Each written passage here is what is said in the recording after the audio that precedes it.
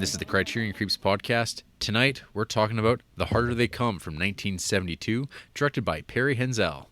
The tagline for this movie, with a piece in his hand, he takes on the man. And the brief synopsis from Letterboxd, wishing to become a successful reggae singer, a young Jamaican man finds himself tied to corrupt record producers and drug pushers. Okay. Some of these are like there's so little to them.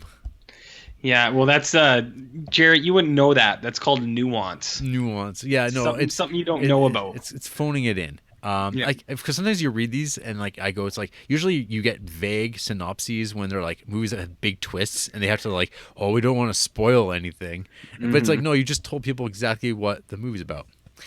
Anyway, so RJ, this is a movie that I heard about many years ago, back when I was just starting to get really into movie watching and stuff. And what does that mean? Well, I don't know. I started really getting into watching movies in a more serious way, watching old movies and not just whatever was playing at the old Cineplex, at the multiplex. And one of those books that I've mentioned before in various episodes is Danny Peary's Cult Movies. And this is one of those movies that I would have first heard about this particular movie. Okay. And I, in fact, actually, my DVD copy of this, the non-Criterion, but the Xenon Films one, and Xenon's like this company that like kind of put out blaxploitation movies, such classics as Sweet Sweetback's Badass Song and the Penitentiary films, just marvelous films all. Yeah. But yeah, so I actually photocopied out of a copy of my Cult Movies Danny Peary book that I got from the library, and I still actually have the photocopy of it that was inserted into my DVD case. Fuck, you're such a nerd. like who does that? People who worked at hotels with access to photocopiers and just had lots of time to kill in between checking in people. That's Is that who. Exclusively those types of people? Yeah, probably. Okay. It's a kind of small but common lot. Nice. So anyway, RJ, this is a movie that I have not seen forever. I remember, I think I bought a copy of this on DVD from A&B Sound in Calgary way back when, because I just had heard about it, and I knew that's like, well, it's way cheaper to get this like $25 version of the movie rather than spend like $60 to get the Criterion, because it'll probably essentially look the same. And then, so I watched it, but I didn't really remember too much about it other than like kind of just like a vague like sense of like the music, because I own the soundtrack of this, and like kind of like I knew it ends with like the main guy getting shot. That was kind of like that's all. That's all I remembered about this movie for the most part. Spoiler. Yeah, spoilers. Anyway, I immediately thought of you while watching this movie for the first time ever. When there's the line, "If you don't have money, you fart. It's better you stay home." Nice. That's like you bum. Yeah, you bum. You bum. Yeah. So anyway, watching this movie again for the first time in forever. It's, I don't know. I guess I should ask you, what, like, of the movies that we've watched so far, what does this movie remind you of? It reminded me of a few movies, actually. I didn't write them down, so now I'm trying to think of it. Kind of reminded me of Vagabond. Because it's like, I mean, it was a little better than Vagabond because he wasn't a total bum. I'm just flipping through my book here. You might hear that because I have all of the things in here. Because it did remind me of some stuff. It reminded me of what was like a not Long Good Friday, kind of Long Good Friday. I had Long Good Friday come to mind while watching this. So maybe like Vagabond and the Long Good Friday, and I guess maybe Black Orpheus because it's like a movie that takes place in a South American. No wait, is Jamaica in South America? It's in between. In between? It's the Caribbean, right? Yeah. So that, and then what's a really low budget movie that we've seen so far? Something like that. Oh yeah, Citizen Kane. Yeah, real low budget. I love the sound of notes. Hey, I keep it old school. I have the pen and paper. Maybe Sid and Nancy. So a little. So okay, yeah, that's what I'm gonna go with here. Sid and Nancy, Vagabond, and Long Good Friday. Yeah. That's what it reminded me of. Was those three? Mm. What about you? So yeah, like when I was watching this, like the two movies that came to my mind were Black Orpheus and Long Good Friday. Mm-hmm. Because of the setting. I mean, there's like a lot of things too. Because it's like, when I was rereading the Danny Perry things, I was like, oh yeah, like all these things are completely accurate. I'm not sure if like Mm-hmm. I didn't remember any of it, but it's like yeah. So you have like kind of like popular tourist destinations like Rio de Janeiro and Kingston. Mm-hmm. You have black leads, black cast, but Mm-hmm. once you get past that, it's like they're very different movies. Um, Yeah. like the Rio de Janeiro of Black Orpheus is like a really like awesome, fun looking place that like Mm-hmm. looks like oh, that looks like fun and magical. The Kingston, Jamaica on display here from of the early '70s is like a shithole and like Yep. pretty like hostile and like terrible, and it's like man, so I mean they're very different, but obviously I think one is probably a little bit more real than the other. Yeah. So I mean like it kind of paints as like, because I mean Black Orpheus is obviously like it's like it has this fantastical element Mm-hmm. grounded in reality, whereas here in The Harder They Come, it's like a gritty movie that's like Mm-hmm. shot with like handheld cameras and like shot like by a like Perry Wenzel, who I guess like his background was he's a white Jamaican who worked like he went to the UK and like kind of learned filmmaking there, and then he went Mm-hmm. back to Jamaica and was like working for the BBC there, making documentaries and stuff like that. But I guess he had this idea to make a movie. And he wanted to like do like there's like the one like kind of like a folk hero from like the 50s, like he was like an outlaw. Reagan was this guy's Mm-hmm. name, true guy, and like he like went out guns ablazing, and but he's like sort of like this like hero figure of this man who fought the system, but I mean he was just like a thief and killer and like drug dealer and all this stuff like that. So Mm-hmm. he wanted to do a story about this, probably obviously like his political leanings are like activist, sort of like liberal, and so I mean his thing he wanted to address. He wanted to make a trilogy of movies that he only made this one, because he started working on a second movie, but he died like in 2006. But like I have no idea what the state of that would have been. This like project that he was working on for like 30 years, Mm-hmm. what it even resembled. I think some film festival screened it, but I don't know. This is the guy's only feature film that he made. Mm-hmm. But Okay. where was I going with this? I don't know. I don't Sometimes know. you ramble about Just stuff. talking about stuff. So it's talking about like the differences, I guess, between like why Black Orpheus comes to mind. I guess it's just like there's like cosmetic things. Sure. But then like once you start breaking it down, like they're pretty different movies. And it's funny because the very first thing in Danny Perry's essay on this is saying he finds it peculiar that repertory theaters insist on double billing Black Orpheus, the famous Brazilian film, and The Harder They Come. And just like pointing out like how the main guy in Black Orpheus, was it Bruno Mello? He's like this like big, beautiful, muscular, healthy looking man, and like Jimmy Cliff is this like kind of like scrawny, shiftless, kind of like dangerous looking man. And it's just like how it plays to different audiences. And the other big thing that both these movies have in common is that Black Orpheus like really popularized like the like Mamba music to like North America, and this movie, The Harder They Come, it really like brought reggae to like North American audiences on this massive level, where it's like I'd say that more people have definitely listened to the soundtrack or music from this soundtrack than they've seen this movie. Like Sure. I'd argue this movie's like fairly like obscure, Yep. but Probably not as much since it's in the collection. If it wasn't, it probably is. no But one would have seen it this is. shit. But the other thing too is it is actually out of print as well. Yeah, but just even movies that are out of like, because we've covered a lot of movies that are out of print, Yeah. but a lot of those people have heard of at least, and you're like, oh Sure. yeah, I know that one. Yeah. I'll get it by legal means on the internet. That's exactly correct. Yeah. So, I guess before going through other stuff, so RJ, now that you've cast it down amongst the likes of Long Good Friday and Sid and Nancy and such, RJ, what did you think of this movie? Well, I'll start. Just you brought up something that I do want to mention is I do appreciate like these kind of like small cultural details that are included in this, where like the difference, like you said, with uh, Black Orpheus, is that it's like fantastical. Like it's not exactly like it's kind of, but you know what I mean. It's not like very real, where it's like kind of this imaginary, not imaginary, but like how can we make things great kind of. Where in this one, it was like it seemed very real because it was really dirty and people were living like really like shitty lives, but it's like that's probably how it is down there. Like one thing I really liked was when it was raining, there was a guy riding a motorcycle and he had his feet up on the bars so his feet weren't down in the water. And I was like, oh, that's fun. I was like, maybe that's something people do in Jamaica. And then there's like all the slums, and there's a sign on one that says "Don't piss or urine. People live here."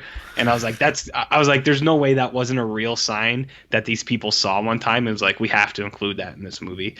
So just seeing like how the people live their lives and the way the housing was and the environments and stuff like that, I thought that was all really neat because I was like, it seems like it's a very accurate representation of what living there would be like. So I thought that was really cool. This movie, if people remember, I compared it to On Good Friday, which I didn't mind. I don't think it's great. But I also compared it to Sid and Nancy and Vagabond, which neither of those I liked very much. Because one's about hobos who refuse to work, and the other is about shitty people who are just shitty and refuse to get a job and contribute to society. I think this one is like that, but it differs a little bit because he at least tries at first. Like he's trying to get work, and then it's like, no, no one wants to hire you. And I've been there, man. That sucks. So, and then he's like, all right, well, I'll get a gun then, and I'll just do stuff my own way. So I was like, all right. I think this movie is okay. I don't really understand it though.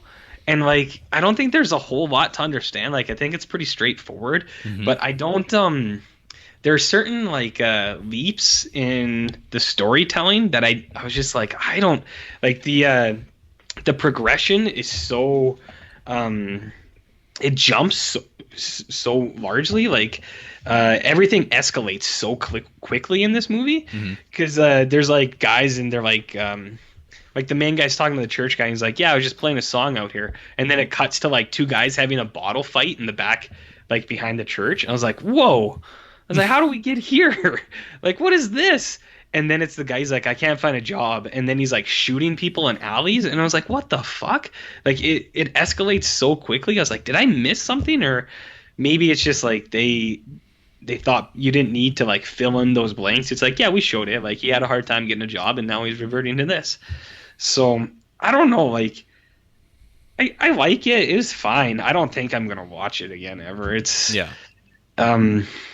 it's okay. I understand why it's here because it seems like it's this movie that this guy just made that maybe because of the situation and if he filmed it all on handheld cameras and like you said stuff like that. But I don't know. I just I don't want to be a dum-dum, but I was like I don't really get it. I don't know. I don't know what's going on. I don't think there's much to not get. I mean, it's like that's what I mean. It falls into like there's like Scarface, right? Scarface, which is like 10 years later. I mean, has the exact same type of story, but it's like a Hollywood production of it. I mean, the idea is it's like these like what happens to like poor people is like, well, one of the routes that they can go down is they wind up becoming criminals. That's like a pretty common story, and like that's like the dark. I mean, did you ever watch City of God? Do you remember that? Yeah. Like I like that show. It's the same kind of universe. Like this is sort of like that subsect of like kind of like what happens to like, hey, how do like because people always like assume that like, oh, criminals just become criminals, and it's just like what they are. But it's like this movie kind of like, I mean, for 1972, it's like socially active sort of filmmaking, I guess, for the time. Like just trying to show like, hey, like, and this is for like a part of the world that like most people probably just think of as like destinations in a James Bond movie. Like it's a backdrop where like that, you don't get to know anything about it. It's a resort. It's like going through like a travel guide and being like, oh, Jamaica, and that's it. Like and just like that's where you get high now, and like that's all there is. But it's like no, people kind of know. It's like no, they have like it's a society, and they have their own Yeah. culture. Like the movie kind of slips in and out of like, I mean, everyone's speaking English, but Mm-hmm. like I'm not sure like what copy you watched, but like there's like the you better be watching it with subtitles Yeah. because like that's like apparently there was like versions of this that don't have the subtitles for like the patois, the like, and it's like Mm-hmm. how is this Yeah. even like you wouldn't know, you would have no idea what they're saying because it's that like whatever that Jamaican Creole, and it's Yeah. like yeah. Yeah. No, yeah, no, definitely. You need the subtitles, but no, yeah, like I get that. Like I understand like the story and like what they're saying. Maybe it's not that I didn't get it or understand it. I know I said that, but maybe it's a better way to put it is I feel like I missed something where it's like I don't really understand why like what the hook is. You know what I mean?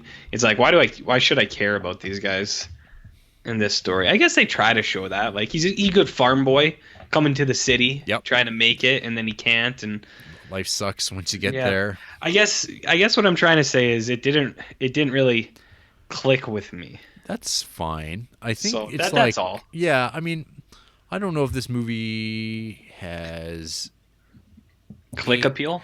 yeah, I mean, I think it's more of like an interesting like document, like as a movie. Like it's like Yeah. I don't know, like there's like better movies that like from that same era. Like Yeah. I'd say that like American blaxploitation movies generally are like fairly a lot more coherent. Like if you watch like Larry Cohen's like Black Caesar and stuff like that, and Hell Comes to Harlem, those movies are like pretty straightforward, like action, like not even action movies, but like gangster movies, and they're Hmm. fairly like I don't know, everything is like very structured in a clear way. Hmm. But this movie, it's like it has the same sort of structure to it, but Hmm. it's way more loose and like it plays out like an independent cinema type of movie where scenes are Yeah. just kind of there and they hang off of one another and they just kind of flow and it's disjointed because like obviously Hmm. resources while making movies are not really high and then like so like there's sometimes like oh we shot all these scenes but they don't quite work together now that we're editing them, but this is the best we can do Hmm. because we can't like go back and shoot because we don't have money to like get more film, so it's like low budget Hmm. filmmaking. And it's a guy who's making like a feature film for the first time. So there's like those Yeah. things that are just like, well, that's kind of what happens.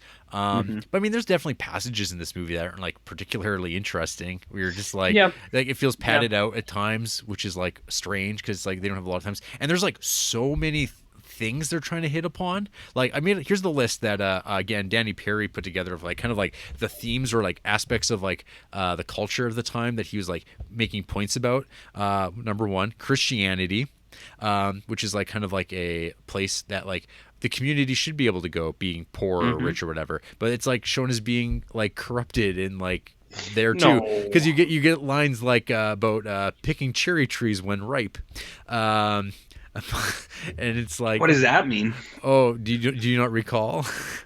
No, I understand. Yeah, but it's But just like yeah, so like yeah, you have the father of the particular church who's like hmm. he's got his eyes on one of the young women that's coming up through the church, and he gets first dibs, and he's in the Jimmy Cliff's Ivan. He's kind of informed about this, and Maybe then he called dibs. maybe, but I don't know if preachers or whatever are supposed to be doing that. It depends on what kind of Christian you are. Like some preachers can get married and stuff, like Yeah, pastors. yeah, but like I don't think he's getting married. Well, you don't know his intentions. They Yeah. could be honest. Yeah, it's just taking a poke. Yep. And then you have the record business, which is Hmm. like another avenue. It's almost like nothing's changed in a lot of ways. Where like, oh, coming out of the countryside, coming out of like nowhere, moving into the city. Where do you go from the ghetto? Well, we'll sing our way out. And Hmm. it's like, oh, that hasn't really changed for a lot of people. Where that's like still like the hope and dream of becoming a musician to make a whole bunch of money. And here it's presented as like, yep, that's corrupt too. And then there's the ganja trade, which is like, well, that's where you do if you can't make money, but you want to make money, but maybe go to jail. You just start selling that weed. That dank bud. Yeah. On the flip side, you got your Rastafarians, which is Yes. like your flip side to your Christianity or your kind of Hmm. hybrid mixture, living on the fringes. Then you have to deal with the police, the government. and they're corrupt and lousy, which we all can be on the same page about. I think particularly in the like 70s, like it was really bad, and that's like I don't know. People, every time I watch movies from this era, like those are the things that, like nobody trusted, and it's not like it's really gotten any better, but that seemed to be like a real turning point in like movies, like just like that is like a constant thread. And then yeah, the movie just addresses like the outlaw mythology, which I talked about earlier, just about like what you can look forward to, and I mean that ties into like the music business and stuff like that, and like I don't know, being a criminal, etc., etc. I don't know, etc., etc. Yeah. Yeah, no, I feel you, man. Like, I feel your dog. Like, it's a good story, and I think there are nice elements to it. Like very specific elements to, like I was saying, what the life there would be like and the situation, and then just kind of universal stuff like characters who try to get involved in things and then they can't because it's corrupt or this or that, and things that a lot of people can relate with. But it never, this particular one never really like hit me in my beans, I think is what the kids say. Yeah. So no, I like it, but maybe they should remake this, a J.J. Abrams remake. Yeah. It'd be edgy, and it would have the kid who played Spider-Man as the new reggae star. Yeah. Yeah. Yeah. Will Smith's kid. Oh, Jaden? Yeah. Yeah, he'd be good in this. Yeah. Yeah. Hey, a couple other things. Hey, this is I think the first face slashing that we've had in the Criterion Creeps. Can you confirm that though? I'm pretty sure. At least was there none in Hamlet? No, not face slashings where it's like shot in first person as a man slashes your face apart. I don't know. I could be wrong, but I'm pretty sure Grand Illusion had a bunch of that. Yeah, way back at the beginning. Yeah, so I was reading, again, Danny Perry was talking about watching this movie with a white audience and a black audience. And I guess with the white audience was like gasping as it happened. Black audience, they cheered. Oh, because they were all about that dank violence? Yeah, they're about fucking up dudes. Nice. That are fucking with you. Yeah, that's nice. exactly right. Well, snitches get stitches, right? Yeah. Just give me back my bike. Give me back my bike, you fucker. Yep. I'll take down someone who would try to get at my bike. And I guess in Jamaica, the worst thing that happens to you is you get put over a barrel and whooped a bit after you've like slashed a man's face right up. A good whooping with the switch? Yeah. Yeah, you ever had a good whooping? No. When you were a kid? No. Did your parents spank? Yeah, but nothing like... Not a good whooping? Not a good whooping over a barrel. Sheltered life. Yeah. Yeah, you and your silver spoon, no whooping childhood. Also, the one thing when I was watching this is like I realized where I had always seen footage of the movie Django, which is like the western that they're watching with like the red hoods. Like because I remember seeing that ages ago, and I was always like, "What the hell is this movie?" And then like years later, I finally watched Django, and I was like, "Oh, what movie did I see this in before?" And I could not remember, and there it was all along. I was going to ask you what Western that was, so I'm glad you brought it up. Yeah. Hey, how did you feel about the aggressive-ass dominoes they were playing in this movie? That was aggressive. I have no opinion. I thought that was just the way dominoes was played. No, you don't have to fucking slam it down on the table like domino, bitch. Mm-hmm. Anyways, I thought it was aggressive. Okay. Bro. So, I guess like one of the more important aspects of this movie that I could ask you about is how about that music? Yeah, it's pretty funkalicious, reggaeton. Yeah. No, I was down with the music. Yeah. Yep. Wow. It's my only opinion. Wow. Yep. Yeah. Well, what did you think of the music then? Huh? But the thing that struck me was like I never maybe till now realized just how obviously it's just pop music. Like Yeah. everything about it's just like, yeah, no, this is just pop music. It's not like I'm not sure what reggae means other than it's like art's made in another country. Like to me, it's just like, no, this sounds just exactly like a pop song. Like everything Yeah. about it, at least the stuff that's popular, right? That Mm-hmm. they hear a lot. It's got to have those elements of like, this sounds like popular music, and it's got to sell records, and that's what it is. Mm-hmm. Yeah. Yeah, I agree with you on all those things that you said Mm-hmm. about pop music and such. Yeah. Yeah. For a man Yep. who says you are so into music, you sure don't have anything to say about it. I don't listen to pop music. Do you? And you probably I have a feeling you don't listen to a lot of reggae. I like Damian Marley. He's pretty good. Yeah. You know Bob's son? World famous Damian Marley? Yeah. Yeah, he's pretty good.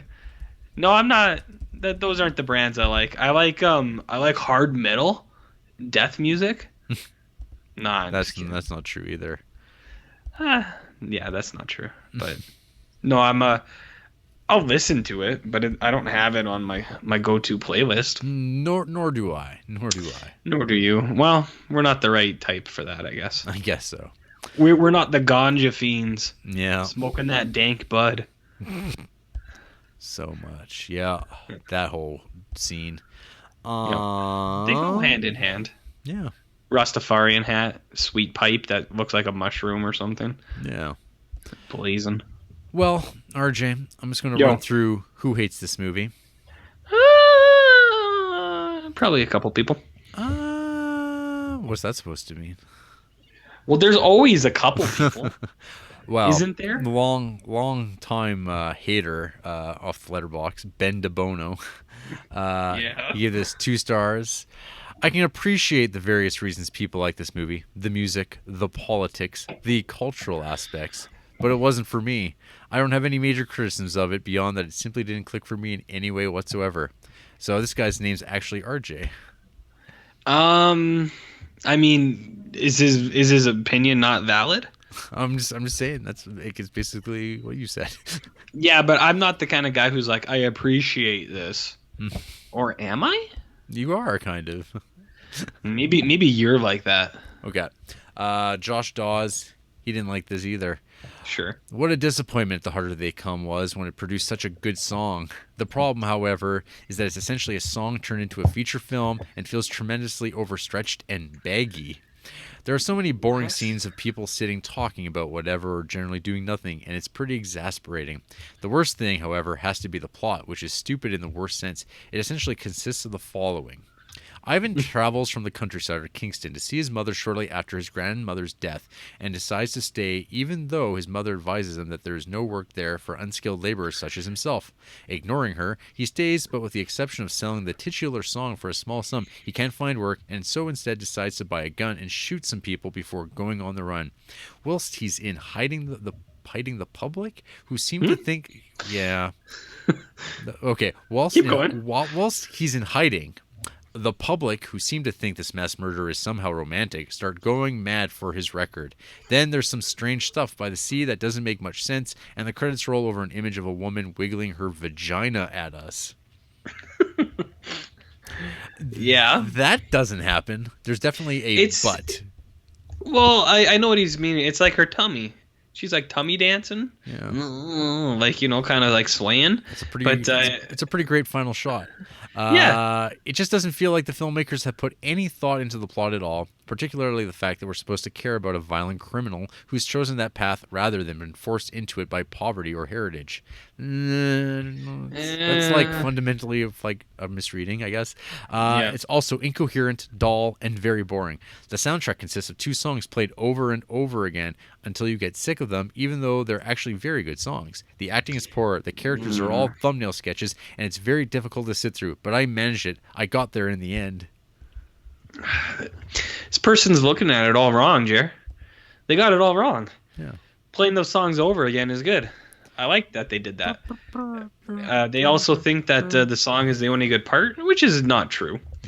But it's not incoherent. It was like I was saying before, like, I understand what was going on in the story. They're just kind of like, I think they're more along with what I was saying. They didn't click with it, man. Yeah, I mean, it's not a movie that it's going to be at the tip of my tongue when people go, "Hey, Jarrett, what did you watch this week?" And I'd be like, Yeah. "Well," I'm like, "No, this movie's not for everybody." Yeah. You're like, let me tell you about some other stuff, some uncertain women. Yeah, uncertain Criterion women, Creeps. random women, and then I Yeah. laugh like RJ. Haha. Haha. Anyways, any other thoughts about this movie, RJ? No, not really. It's okay. It's worth a watch if you're like a completionist for the Criterion stuff, but I don't know. It's there's not enough there for me to recommend it to anyone unless they were really into reggae or really into Criterion stuff. And then I would be like, if I met some guy that was like, man, I fucking love Criterions, I love reggae, And they've I never love watched weed. this. They've He's never like, watched this. Yeah, tell me something that I should watch and be like, well, maybe RoboCop, and then maybe The Harder They Come. Yeah, there you go. So, yeah, that's all. Outstanding. Well, I think that's it. Yeah, I guess. After the break, RJ dies in a hail of gunfire on the beach, and then I will wiggle my butt. It wasn't her butt. It was like her tummy. It was like her little tum.